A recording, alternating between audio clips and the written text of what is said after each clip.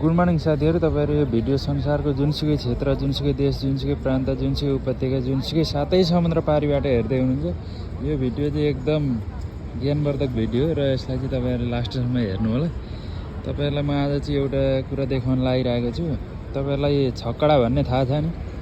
नेपालमा चाहिँ त्यसलाई धेरै जसो छक्कडा नै भन्ने गर्छन् र त्यसको अर्को नाम चाहिँ खजुर पनि हो। एकदमै शक्तिवर्धक खानेकुरा हो त्यो चाहिँ। त्यसको बोट चाहिँ कस्तो हुन्छ होला, के गरी फल्छ होला, कस्तो हुन्छ होला भनेर तपाईँहरू सोच्नुहुन्छ होला। त्यो तपाईँलाई थाहा छैन भने म तपाईँलाई चाहिँ आज त्यसको बोट चाहिँ देखाउन लागिरहेको छु।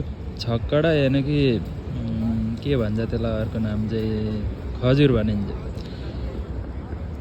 त्यसको बोट चाहिँ आज म तपाईँहरूलाई देखाउन लागिरहेको छु। यहाँ फुल पनि फुलिराखेको रहेछ, त्यो दाना लाग्नलाई चाहिँ यहाँ फुल फुलिरहेको छ। हेर्नुहोस् त,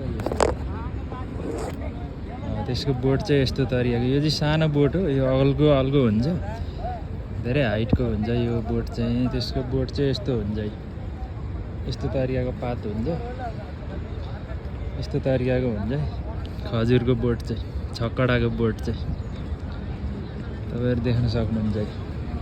यस्तो हुन्छ यसको पात, यस्तै हो। यो हाइट हुँदाखेरि कस्तो हुन्छ तपाईँहरू यसो गेस गर्नुहोस्। त्यस्तै हुन्छ यसको बोट चाहिँ। यो भिडियो चाहिँ तपाईँहरू कहाँ कहाँबाट हेर्दै हुनुहुन्छ यसो लाइक, कमेन्ट, सेयर पनि गर्न नबिर्सिनु होला। हवस् त, धन्यवाद।